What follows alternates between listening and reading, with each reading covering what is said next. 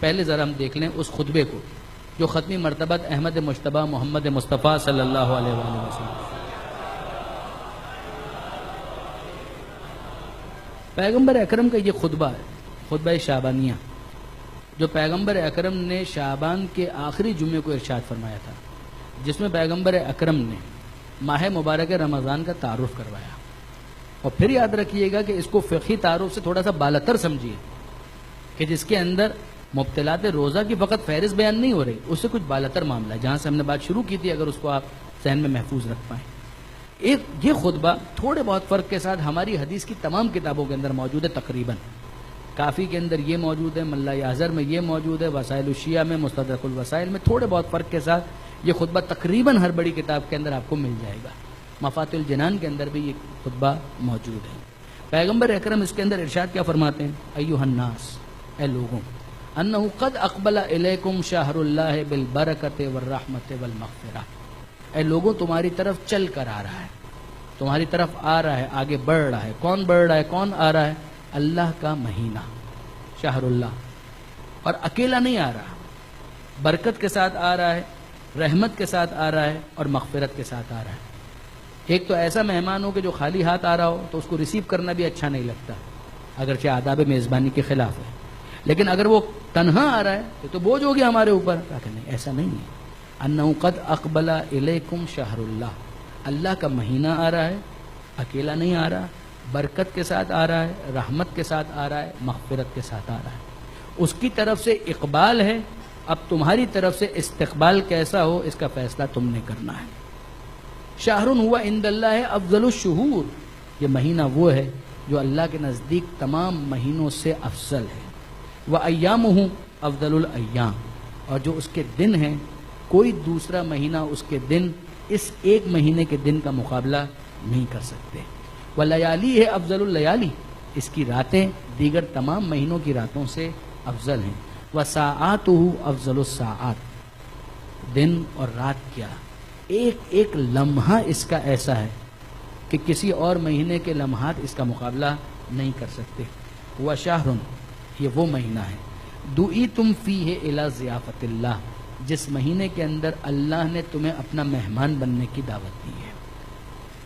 11 مہینے ہم کسی اور کا کھاتے ہیں، خدا ہی کا تو کھاتے ہیں، خدا ہی کا تو دیا ہوا ہے، رازق تو وہی ہے. مگر کیا اہتمام ہے کہ جو ہمیشہ دے رہا ہے وہ جب یہ کہے، اس کی طرف سے رسول یہ پیغام دیں کہ اس مہینے میں تمہیں خاص طور پر مدعو کیا گیا. دعیتم فیہ الی ضیافت اللہ وجعلتم فیہ من اہل کرامت اللہ، اللہ کا مہمان بننے کی دعوت دی گئی ہے. اور یاد رکھو اس مہینے میں تمہیں صاحب عزت بنایا گیا ہے، اہل کرامت بنایا گیا ہے. انفاسکم فیہ تسبیح، کیا کیا تحفے ہیں؟ نمبر 1، اس مہینے میں تمہارا سانس لینا تسبیح کا ثواب تمہیں عطا کرے گا. ونومکم فیہ عبادہ، اگر تم اس مہینے میں سو بھی رہے ہو تو سونا بھی تمہارا عبادت شمار کیا جائے گا. وعملکم فیہ مقبول، اس مہینے میں تمہارا عمل پروردگار عالم نے پہلے سے گارنٹی کر دیا ہے کہ اسے قبول کر لیا جائے گا. کیا بحث ہم کر رہے تھے کہ روزہ قبول ہوگا نہیں ہوگا، ذرا سی انسان محنت کرے، یعنی وہ تو انتہائی بدبخت ہے کہ اس گارنٹی کے بعد بھی اپنے روزے کو قبول نہ کروا سکے، اپنی عبادتوں کو قبول نہ کروا سکے. اتنا پروردگار کی طرف سے بلینک چیک ہے، ایسا بلینکٹ اعلان کیا جا رہا ہے پیغمبر اکرم کی طرف سے، کیٹیگوریکلی پیغمبر کہہ رہے ہیں عملکم فیہ مقبول ودعاؤکم فیہ مستجاب. اور یاد رکھو تمہاری دعائیں اس مہینے کے اندر مستجاب ہیں. فاسألوا اللہ ربکم بنیات صادقات، تو اب تم کیا کرو؟ اللہ سے سوال کرو، اپنے رب سے سوال کرو. بنیات صادقات، سب سے پہلے جس کو سچا بناؤ، اپنی نیتوں کو پاکیزہ بناؤ، اس کو سچا بناؤ. صحیح صادق نیتوں کے ساتھ اپنے رب کو پکارو، اپنے رب کو بلاؤ، اس سے سوال کرو. وقلوب طاہرہ، اور پاکیزہ دلوں کے ساتھ خدا کو بلاؤ. ان یوفقکم لصیامہ، اور کس چیز کا سوال کرو؟ پہلی دعا یہ مانگو کہ اے پروردگار اس مہینے کے روزے رکھنے کی ہمیں توفیق عطا فرما.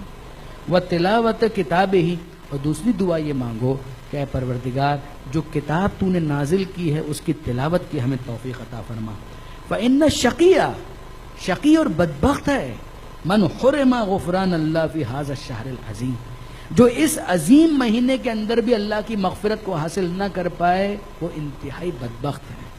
وَاذْكُرُوا بِجُوعِكُمْ وَعَطَشِكُمْ فِيهِ، اور دیکھو اس مہینے میں جو بھوکا تمہیں رہنا پڑے گا، جو پیاسا تمہیں رہنا پڑے گا، اس کے ذریعے سے یاد کرو جوع یوم القیامہ وعطشا، قیامت کے دن کی بھوک کو یاد کرو، قیامت کے دن کی پیاس کو یاد کرو۔ وَتَصَدَّقُوا عَلَىٰ فُقَرَائِكُمْ، جو تمہارے ماحول میں معاشرے کے اندر فقیر ہیں، جن کے پاس اتنا نہیں ہے، ان کے اوپر صدقے کے ذریعے سے مہربانی کرو۔ تصدقوا علی فقرائکم، یہ بہترین موقع ہے کہ تم ان کی مدد کرو اور خدا کو راضی کرو۔ ومساکینکم، فقیروں کو، مسکینوں کو صدقے کے ذریعے سے عطا کرو۔ ووقروا کبارکم، اس مہینے میں خاص طور پر اپنے بزرگوں کا احترام کرو، ان کی توقیر کرو۔ 11 مہینوں میں نہیں کرنا ہے مگر اس ایک مہینے میں خاص طور پر سیکھنا ہے۔ وقروا کبارکم، اپنے بزرگوں کی توقیر کرو، ان کی عزت کرو، ان کا احترام کرو، سینئرز کو آگے بڑھاؤ، ان کو مقدم کرو، ان کو آگے لے کر چلو۔ وَرْحَمُوا صِغَارَكُمْ، اور جو تمہارے چھوٹے ہیں، بچے ہیں، ان کے اوپر رحم کرو، محبت کے ساتھ، شفقت کے ساتھ۔ کیا باقی 11 مہینوں میں یہ کام نہیں کرنا ہے؟ اس ایک مہینے میں خاص اہتمام کرنا ہے، اس ایک مہینے میں سیکھنا ہے۔ اگر اب تک نہیں سیکھا تو سیکھنا ہے، سیکھا ہوا ہے تو اس میں اور امپرومنٹ لے کر آنا ہے۔ وَصِلُوا أَرْحَامَكُمْ، اپنے رشتہ داروں کے ساتھ تعلق کو مضبوط کرو، جو تمہارے رشتہ دار ہیں۔ کیا باقی 11 مہینوں میں نہیں کرنا ہے، لیکن اگر نہیں کیا تھا تو اس ایک مہینے کے اندر آغاز کرو، اور اگر جو آغاز کیا ہوا ہے تو اسے اور مضبوط کرو۔ یہ جو افطار کے موقع پر بلانے کا سلسلہ ہوتا ہے، تحفے دینے کا سلسلہ ہوتا ہے، خاص طور پر ماہ رمضان کے اندر، بہت اچھا ہے۔ اگر یہ فقط فارمیلٹی نہ ہو اور اس کے ذریعے سے رشتہ داروں کے دل ایک دوسرے سے قریب ہوتے چلے جائیں، کیا کہنا۔ خاص طور پر پیغمبر اکرم اس بات کی تاکید کرتے ہیں، وَصِلُوا أَرْحَامَكُمْ وَاحْفَظُوا أَلْسِنَتَكُمْ، اپنی زبانوں کی حفاظت کرو، اپنی زبان کو کنٹرول کرو۔ وَغَضُّوا أَمَّا لَا يَحِلُّ النَّظَرُ إِلَيْهِ أَبْصَارَكُمْ، اور اپنی آنکھوں کو بچاؤ ان چیزوں کے دیکھنے سے کہ جو تمہارے لیے حلال نہیں ہیں۔ وَأَمَّا لَا يَحِلُّ الْإِسْتِمَاعُ إِلَيْهِ أَسْمَاعَكُمْ، اور اپنے کانوں کو بچاؤ وہ سننے سے کہ جو سننا تمہارے لیے حلال نہیں ہے۔ میں بالکل بلا تبصرہ چھوڑتے ہوئے آگے بڑھ رہا ہوں۔ وَغَضُّوا أَمَّا لَا يَحِلُّ النَّظَرُ إِلَيْهِ أَبْصَارَكُمْ وَأَمَّا لَا يَحِلُّ الْإِسْتِمَاعُ إِلَيْهِ أَسْمَاعَكُمْ وَتَحَنَّنُوا عَلَىٰ أَيْتَامِ النَّاسِ يَتَحَنَّنُوا عَلَىٰ أَيْتَامِكُمْ، اور دیکھو لوگوں کے یتیموں پر اس مہینے میں تم مہربانی کرو تو ایسا ہوگا کہ خدا کی طرف سے انتظام ہو کہ تمہارے یتیموں کے اوپر بھی تم بھی تو مرو گے۔ اگر آج ان کے باپ کا انتقال ہو گیا ہے تو تمہاری اولاد کے تم باپ ہو تو تم نہیں مرنے والے؟ کیا یتیمی کا خطرہ تمہاری اولاد کے اوپر نہیں منڈلا رہا؟ آج دوسروں کے یتیموں کے ساتھ اچھا سلوک کرو، وہ وقت آئے گا کہ دوسرے تمہارے یتیموں کے ساتھ اچھا سلوک کریں گے۔ یہ وہ سوشل رسپانسبلٹیز ہیں، معاشرتی ذمہ داریاں کہ جو ایک انسان کو ادا کرنی ہے۔ خاص کوئی امتحان ہو تو الگ بات ہے، ورنہ ہوتا اسی طریقے سے۔ یہ جو جملہ میں نے کہا، ابھی میں مصائب کے حوالے سے اس کی کچھ تشریح کروں گا، مگر ذرا سا 2-3 منٹ ابھی ہمارے پاس اور ہیں، ذرا اس کو ہم دیکھ لیں۔ فرماتے ہیں وَتُوبُوا إِلَيْهِ مِن ذُنُوبِكُمْ، اور دیکھو اللہ کی بارگاہ میں توبہ کرو، جو گناہ اب تک ہو گئے توبہ کرو۔ وَارْفَعُوا إِلَيْهِ أَيْدِيكُمْ بِالدُّعَاءِ، اپنے ہاتھوں کو دعا کے لیے بلند کرو۔ روٹین کے ہاتھ مت اٹھاؤ، واقعاً ہاتھوں کو دعا کے لیے بلند کرو۔ کس موقع پر؟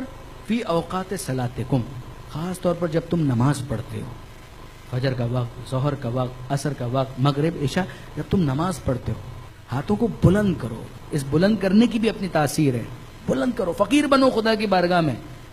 دنیا کے سامنے بھیکاری بننا تمہیں ذلیل کرے گا، خدا کی بارگاہ میں فقیر بننا تمہیں عزت والا بنائے گا۔ اپنے ہاتھوں کو بلند کرو نماز کے اوقات میں۔ فرماتے ہیں فَإِنَّهَا أَفْضَلُ السَّاعَاتِ، کہ ان لمحات کا مقابلہ تو پھر کوئی دوسرا نہیں کر سکتا۔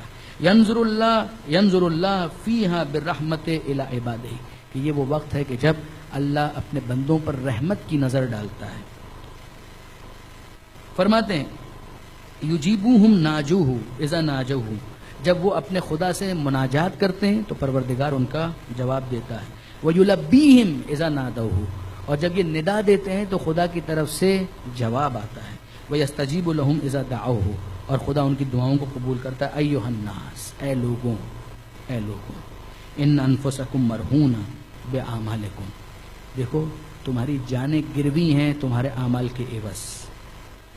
فکوہا باستغفارکم، اپنی گردنوں کو چھڑواؤ استغفار کے ذریعے سے. جو کوئی چیز گروی پڑی ہوئی ہے تو چھڑوانے کے لیے کچھ دینا تو پڑے گا. تو خدا استغفار کے عوض تمہاری جانوں کو چھوڑنے کے لیے، گردنوں کو آزاد کرنے کے لیے تیار ہے. کر لو، یہ موقع ہے، یہ ڈیل آفر ہوئی ہے ماہ رمضان کے اندر. وَظُهُورُكُمْ ثَقِيلًا مِنْ أَوْزَارِكُمْ، تمہارے گناہوں کے بوجھ سے تمہاری پیٹھ، تمہاری کمر جھکی ہوئی ہے. فَخَفِّفُوا عَنْهَا بِطُولِ سُجُودِكُمْ، لمبے طویل سجدوں کے ذریعے سے اپنی پیٹھ کے بوجھ کو ہلکا کرو. اتارنے کے لیے جھکنا تو پڑتا ہے نا. اگر پیٹھ کا بوجھ ہو، کہ گناہ کا بوجھ جو تمہاری پیٹھ پر وہ اتر جائے گا. اگر سجدے میں تم نے اپنے آپ کو خدا کے سامنے پیش کر دیا تو اب تمہاری پوزیشن وہ بن جائے گی کہ پیٹھ پر پڑا ہوا بوجھ وہ اتر جائے گا. یہ خطبہ آگے جاتا ہے مگر اب وقت میں گنجائش نہیں ہے.